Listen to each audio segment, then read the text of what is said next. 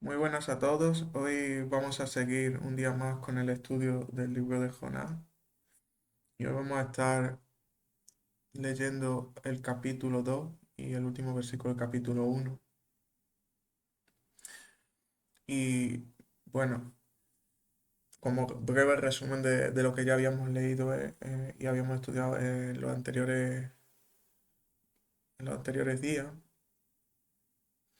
después de todo lo ocurrido en el capítulo 1, donde Jonás huye del mandato de Dios de proclamar la palabra de Dios en Nínive, escapando en un barco dirección a Tarsis, Dios envía una tormenta a este barco en el cual estaba estando a punto de hundirse y de perecer todo lo ocupante del mismo por causa de Jonás y de su desobediencia.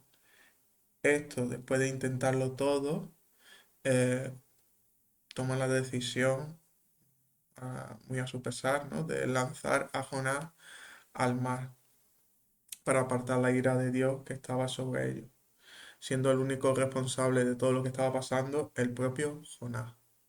Muy bien. Aquí a ver dónde lo habíamos dejado y vamos a seguir desde el capítulo 1 de Jonás, versículo 17 y vamos a leer también el capítulo 2. Jonás 1:17.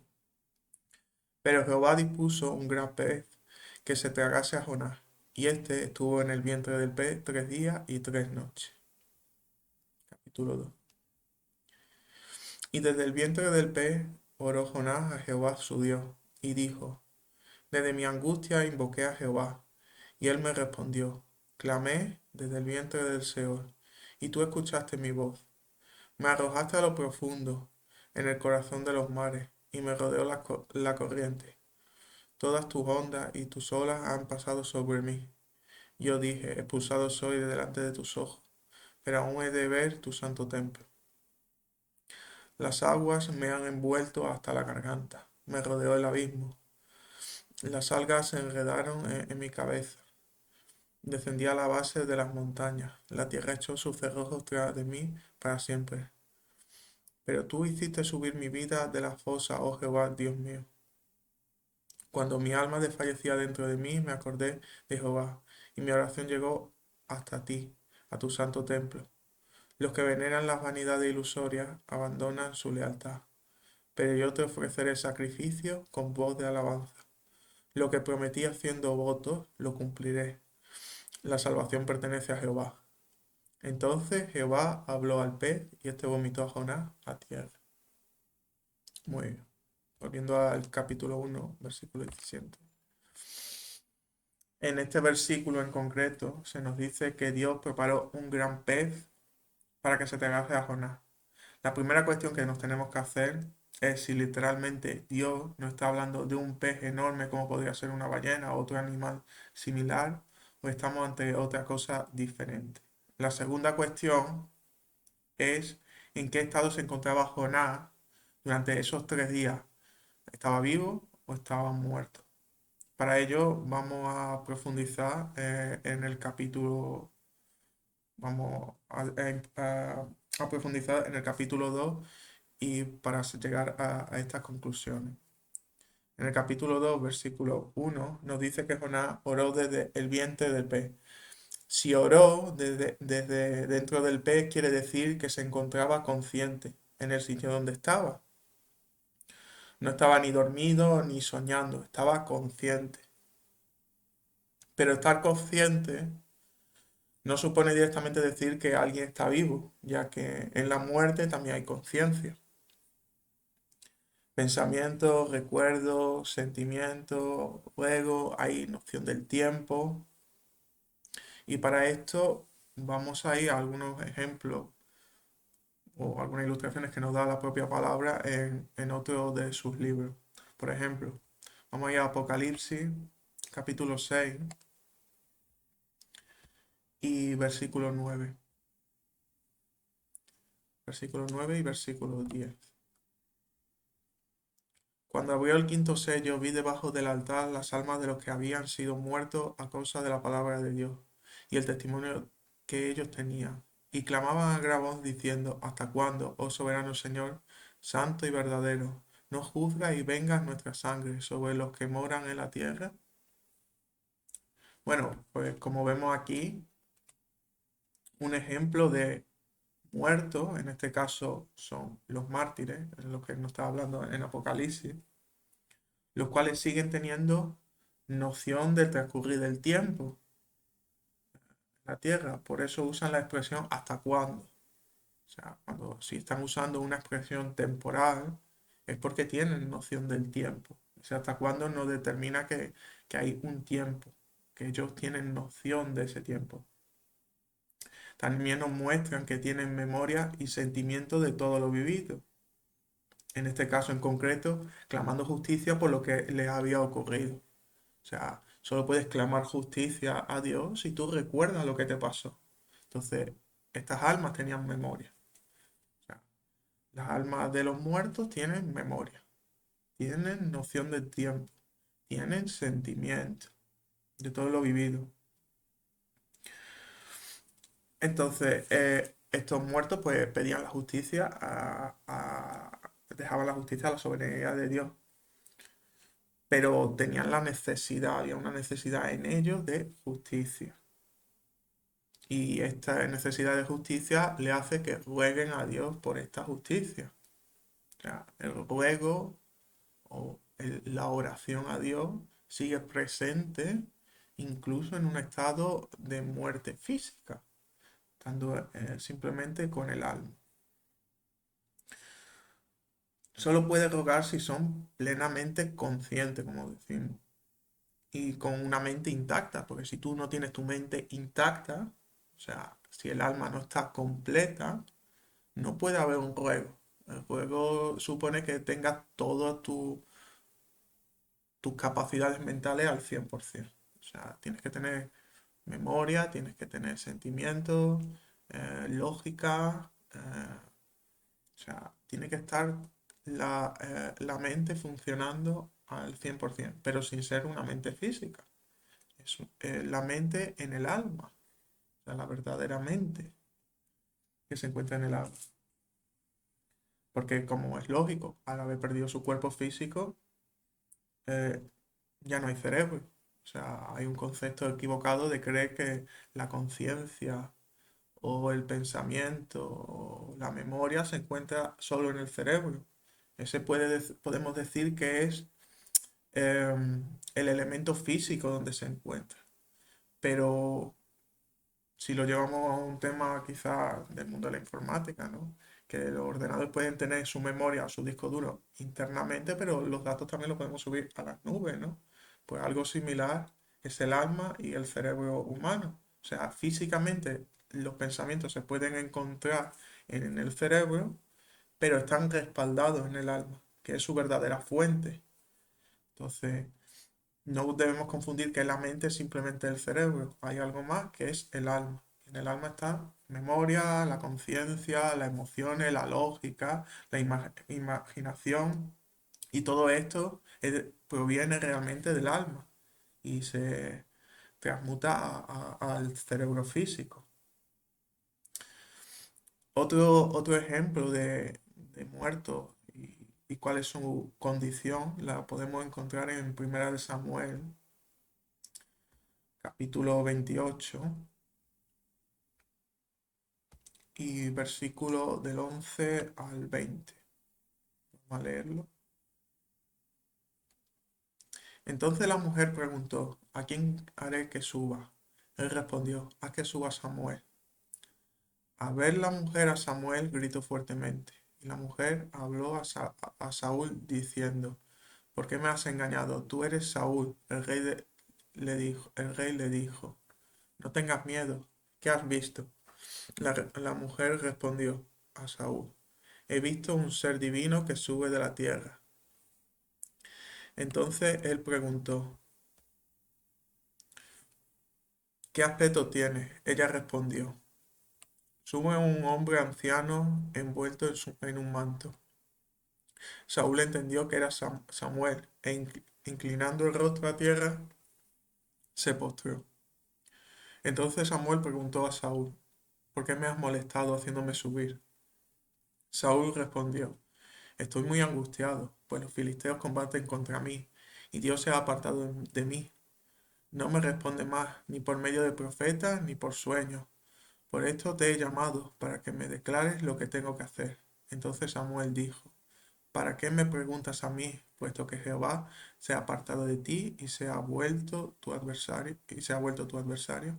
Jehová ha hecho lo que dijo por medio de mí, pues Jehová ha quitado el reino de tu mano y lo ha dado a tu prójimo, a David, porque no obedeciste la voz de Jehová ni ejecutaste el ardor de su ira contra Amalek. Por eso Jehová te ha hecho esto hoy. Además Jehová entregará a Israel y también a ti en manos de los filisteos. Mañana estaréis conmigo, tú y tus hijos. Jehová entregará también el ejército de Israel en manos de los filisteos. Entonces Saúl cayó en tierra, tan largo como era, y tuvo gran temor por las palabras de Samuel. No le quedaban fuerzas, pues no había comido nada en todo el día ni en toda la noche. Bueno, pues en este pasaje podemos ver cómo Saúl, a través de una medium, invoca el alma de Samuel. Y esta alma de Samuel tiene un comportamiento similar a si tuviera una mente física, respondiendo a Saúl con lógica, utilizando sus recuerdos, sus emociones y manteniendo su comunión con Dios, pudiendo revelar a Saúl profecías de Dios sobre lo que él esperaba al día siguiente. Entonces tenemos otro ejemplo de conciencia plena después de la muerte física. Y además comunión con Dios en el caso de ser un hombre de Dios, como era el caso de Samuel. A veces se debate si este pasaje estamos ante un espíritu maligno o demonios haciéndose pasar por Samuel, o si realmente esta medium se podía contactar realmente con almas fallecidas.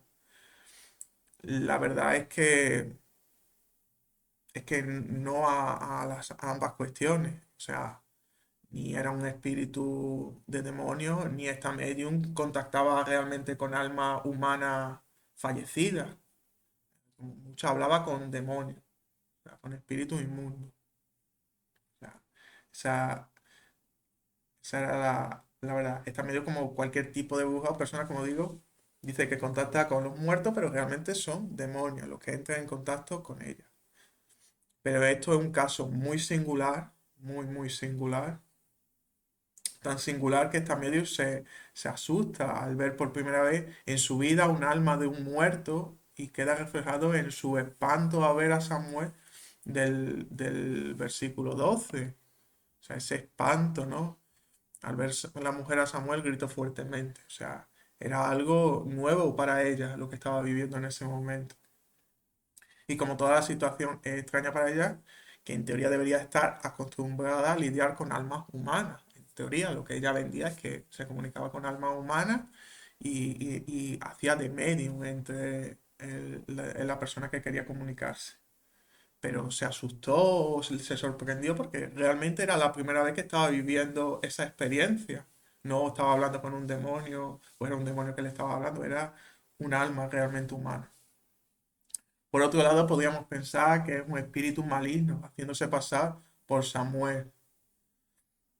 Los demonios realmente no tienen la capacidad de profetizar.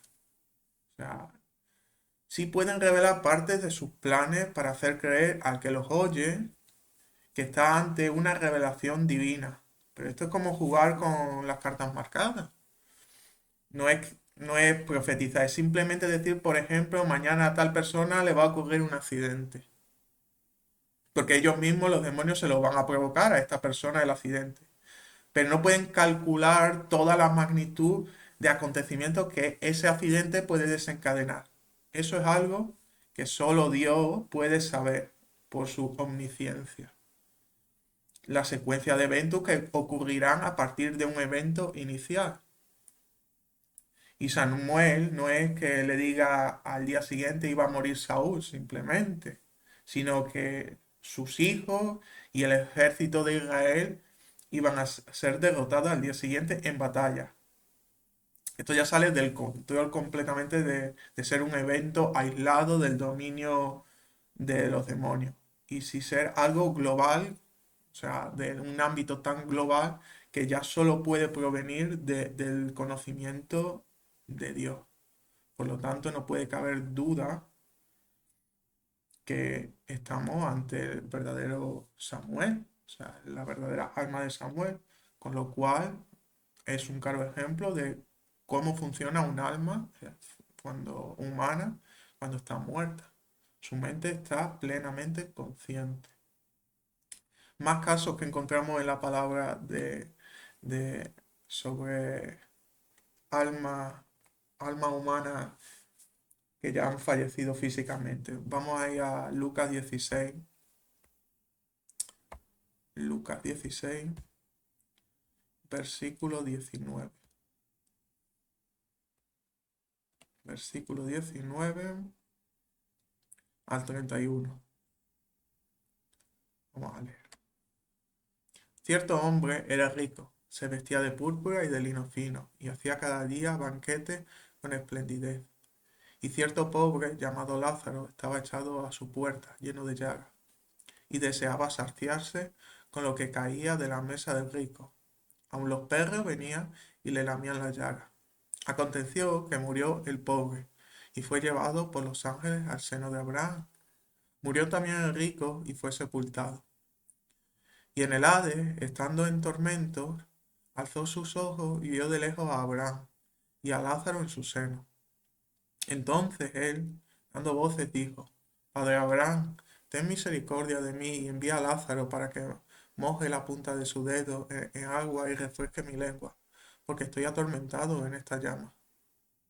Y Abraham dijo: Hijo, acuérdate que durante tu vida recibiste tus bienes y de igual manera Lázaro males, pero ahora él es consolado aquí y tú eres atormentado. Además de todo esto, un gran abismo existe entre nosotros y vosotros, para los que quieran pasar de aquí a vosotros no puedan, ni de allá puedan cruzar para acá. Y él dijo: Entonces te ruego, Padre, que le envíes a la casa de mi padre, pues tengo 5 hermanos, de manera que le advirtiera a ellos para que no vengan también a este lugar de tormento. Pero Abraham dijo: Tienen a Moisés y a los profetas, que le escuchen a ellos. Entonces él dijo: No, padre Abraham, más bien si alguno va a ellos de entre los muertos, se arrepentirán. Pero Abraham le dijo: Si no escuchan a Moisés y a los profetas, tampoco se persuadirán si alguno se levanta de entre los muertos. Esta historia que la narra Jesús es muy reveladora y consolida el estado de las almas una vez morimos de este mundo. Estos versículos no son alegorías ni una simple parábola, sino es la realidad del mundo de los muertos. En el hebreo, Seol o centro de la tierra, que se encuentra dividido en el seno de Abraham o paraíso y el infierno o el Hades. El hombre rico que se encuentra en el Seol, en el lado del infierno, vuelve a mostrar una plena capacidad de su alma y es plenamente consciente de todo. Incluso en el estado de muerte física, se podría decir que es más consciente de la realidad, esa realidad que en vida no veía. O sea, vemos que claramente un muerto tiene una conciencia, o sea, su alma es más consciente de la realidad que nosotros que estamos vivos. O sea, esto es algo muy, muy, muy curioso. El, el hombre rico no cumplió la palabra, maltrataba a su criado Lázaro en vida y ahora quería de algún modo alertar a sus hermanos para no ir también al infierno como él. El rico en vida seguramente nunca dijo a sus hermanos para temer a Dios y sus mandatos, pero ahora que era más consciente y sí quería hacerlo, era tarde. Volvemos a ver que tiene memoria. Por ejemplo, en el versículo 25 cuando dice: acuérdate que durante tu vida. Cuando dice acuérdate durante tu vida, entonces le está haciendo referencia a que hay memoria, ¿no? Que este tiene memoria. Tiene sentimientos y emociones. Por eso dice que era atormentado y Lázaro consolado, ¿no? O sea, hay sentimientos y emociones por parte de estas almas. Entonces vemos con esto que están en plenas facultades de su alma, de su mente. Exactamente igual que si estuviesen vivos o como vemos, incluso a un nivel superior al estado físico, ¿no? de la mente. Entonces ya volviendo a Jonás, volvemos a Jonás, capítulo 2. En el versículo 2 nos dice, clamé desde el vientre del Seol. Pero Jonás no estaba dentro de un gran pez porque ahora dice que se encuentra en el centro de la tierra, en el Seol, en lugar de los muertos. Porque nos ha dicho antes que se lo tragó un pez. Y ahora nos dice, clamé desde el vientre del Seol. O sea, bueno. Todo se aclara si leemos con atención los versículos 3, 4, 5, 6. Si lo leemos, vamos a tener claro en qué situación se encontraba realmente Jonás. Me arrojaste a lo profundo, en el corazón de los mares, y me rodeó la corriente. O sea, Jonás estaba, ¿dónde estaba Jonás físicamente hablando? Estaba en lo más profundo del mar. Y me rodeó la corriente, o sea, le rodeó todo. Todas tus ondas y todas tus olas han pasado sobre mí, o sea, tenía el océano encima de él. Y yo dije, expulsado soy de delante de tus ojos, pero aún he de ver tu santo templo. Cuando dice que soy expulsado de tus ojos, o sea, ha perdido la gracia de Dios y por ende está perdiendo su vida, lo que está diciendo, o ha perdido su vida. Las aguas me han envuelto hasta la garganta. Hablando de un hombre ahogado. Me rodeó el abismo. O sea, vuelve a hacer referencia a que se encontraba en el fondo del mar. ¿En qué situación? Ahogado. Las algas se enredaron en mi cabeza. O sea, no es simplemente que se ahogó, no, es que pasó bastante tiempo ahogado. Porque ya si se le están enrollando las algas en su cuerpo, en este caso en su cabeza, significa que ya llevaba bastante tiempo muerto. O sea, no fue un simple que se estaba ahogando, no, llevaba ahogado bastante tiempo. Descendí a la base de las montañas. De nuevo la referencia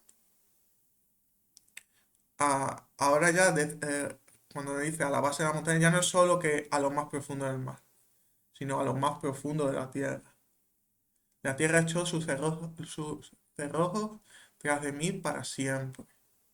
Si la tierra echó sus cerrojos significa que murió.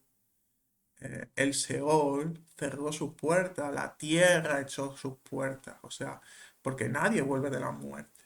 O sea, generalmente, a excepción de Cristo y una excepción bíblica como Jonás, nadie regresa de la muerte. Una vez que muere, ha muerto y pasa al plano espiritual. Como decimos, el Seol se encontraba en el centro de la tierra, por tanto, cuando dice que la tierra echó su cerrojo para siempre, significa muerto. Entonces, queda claro, o sea, en estos versículos que Jonás estaba muerto físicamente, sí consciente, estaba consciente, sabía todo lo que había pasado, o sea, cómo había muerto, y ahora se encontraba en el centro de la tierra, lo que dice, la tierra echó sus cerrojos tras de mí para siempre. O sea, se encontraba, ¿dónde? En el Seol. Como lo dice en el versículo 2, clamé desde el vientre del Seol. Entonces, tenemos ya claro que Jonás se encontraba, ¿dónde? Muerto. No estaba dentro de un pez. El pez era algo alegórico en este texto. Una alegoría al Seol. O sea, el vientre del pez es lo mismo que decir el vientre del Seol. Por eso se utiliza esta expresión, vientre del pez, y después en la siguiente versión, vientre del Seol. No es algo casual, ¿no? Simplemente que en el texto se utiliza la muerte en el mar para definir, o sea, todo esto al final es que no viene a decir que desde el momento que Jonás cae del barco en medio de la tormenta, o sea, él murió, se ahogó, el cuerpo fue al fondo del mar y ahí permaneció 3 días. O sea, ahí permaneció 3 días. Su alma descendió al Seol, al centro de la tierra, y como digo, el pez es simplemente un simbolismo de esa muerte que sufre Jonás, de la muerte, esa muerte que abre la boca y devora las almas y no abre nunca más su boca. Nadie sale de ese pez. Y se utiliza un pez porque la muerte de Jonás en concreto es en el mar. Me viene al recuerdo el pasaje que hay en Éxodo, sí, donde la tierra se abre y traga a un grupo de israelitas por la desobediencia, ¿no? O sea, la tierra se abrió y los tragó. O sea, es algo similar, ¿no? Estamos ante algo similar. En este caso, Dios nos lo describe como un pez. Y en aquel momento fue la tierra que se abrió y se los tragó. Que fue literal, seguramente fue literal que la tierra se abrió, pero con una carga simbólica muy fuerte por parte de Dios, que le retiraba la vida física a esas personas. Bueno, volviendo al versículo, en el capítulo 2, el versículo 6, en la última frase nos dice, pero tú hiciste subir mi vida de la fosa, oh Jehová, Dios mío. O sea, al tercer día, como decimos, Jonás fue resucitado. Versículo 7. Cuando mi alma desfallecía dentro de mí, me acordé de Jehová, y mi oración llegó hasta ti, a tu santo templo. O sea, cuando Jonás había perdido ya casi toda la esperanza, le restó algo de esperanza aún para orar, oró a Jehová, clamó a Dios. Algo que él nunca no había hecho hasta este momento, ya que en la barca en ningún momento clamó a Dios, sino que los que clamaron fueron el resto de la tribulación. Si nos recordamos lo que hemos visto en la anterior, Jonás en ningún momento llama a Dios. O sea, él huía de Dios, ni quería hablar con Dios. O sea, ni reconocía su error, ni quería hablar con Dios. Una actitud negligente por parte de Jonás. Entonces, es aquí que nos damos cuenta que Dios está dispuesto a perdonarnos si nosotros nos arrepentimos y nos volvemos a Él. Igual que el hijo pródigo, cuando estaba en lo más profundo, volvió al Padre y este lo recibió en gran fiesta. Dios espera nuestro arrepentimiento para recibirnos y celebrarlo junto a nosotros. Este arrepentimiento de Jonás es sincero y reconoce el porqué de toda su actuación en el versículo 8. El versículo 8 es muy esclarecedor y es fundamental para entender, o sea, es la revelación de lo que estaba por detrás de Jonás, ¿no? Los que veneran las vanidades ilusorias abandonan su lealtad. Jonás, como hemos visto y habíamos analizado sin entrar en este versículo, en los versículos anteriores, el capítulo anterior, había caído en una religiosidad alejada de la verdad y del cumplimiento de la palabra. La ilusión de que Dios siempre lo guardaría, pasase lo que pasase, sin importar la fidelidad que uno le debe a Dios. Y fue la falta de lealtad hacia Dios el mayor pecado que cometió Jonás. Todo por caer en la vanidad, o sea, la arrogancia de que por ser hijo de Israel, Dios estaría protegiéndolo siempre, indiferentemente si cumplía o no la ley. Entonces, Jonás había caído en este error. Este pecado de Jonás es similar al que comete actualmente Israel, que cegado en su vanidad, creyendo que por ser el pueblo elegido por Dios, esto le da un derecho especial o una garantía de seguridad por parte de Dios, se equivocan profundamente. Ya que para estar bajo la protección de Dios hay primero que guardar y reconocer su palabra, a Cristo, a Jesucristo. Y actualmente el pueblo de Israel no lo reconoce a Jesús como su Señor. No le son leales a Dios al final. O sea, no es un pueblo leal. Como dice la palabra, llegará el día en que sean perdonados por Dios cuando reconozcan a Jesús. Esto en Romanos 11:23 queda claro. Romanos 11:23.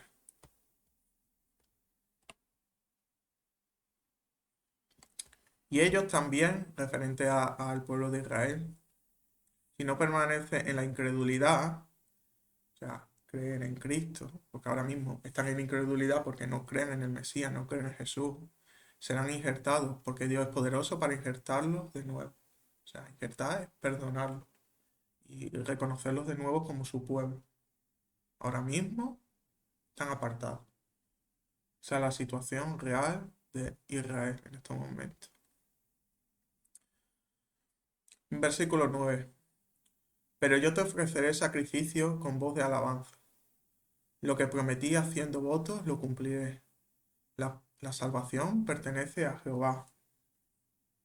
Aquí Jonás ya consuma el arrepentimiento por su pecado, reconciliándose con Dios y prometiendo hacer el mandato de Dios de ir a Nínive. Aquí es cuando él decide que va a cumplir lo que Dios le ha mandado. Todo ello, todo esto lo hace Jonás sin Dios decirle si lo iba a salvar de la muerte o no. O sea, él está orando, le pide a Dios y le promete que cumplirá su palabra a partir de entonces, pero él no sabía si Dios le iba a salvar o no le iba a salvar. Pero es que Jonás creyó. Jonás creyó, tuvo la fe de que Dios lo sacaría de la muerte. Entonces, aquí vemos la verdadera fe actuando a través de Jonás. Entonces, como dice Hebreos 11:1, ¿no? Es pues la fe es la certeza de lo que se espera, la convicción de lo que no se ve. Entonces, esta es la verdadera fe. Como dice el versículo 10, entonces Jehová habló al pez y este vomitó a Jonás en tierra. La fe de Jonás actuó y movió, o sea, la mano de Dios. Es la verdadera fe.